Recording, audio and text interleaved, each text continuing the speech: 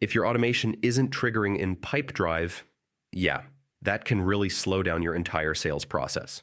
In this video, I'll show you how to fix it step by step. First, go to your automation settings and make sure the automation is actually turned on. Sometimes it's just disabled without you realizing it. Next, check your trigger conditions carefully. If even one condition isn't met, the automation won't run at all. Now, make sure your data is correct, like deal stage, labels, or fields. If the data doesn't match the trigger, the automation won't fire. Also, check user permissions, because if your account doesn't have access, the automation may not run properly. Now, check if you've reached any limits. Depending on your plan, there may be restrictions on how many automations can run. Finally, test your automation manually. Create a test deal or update a field and see if the trigger activates. And that's it. These steps should fix most automation issues in Pipedrive.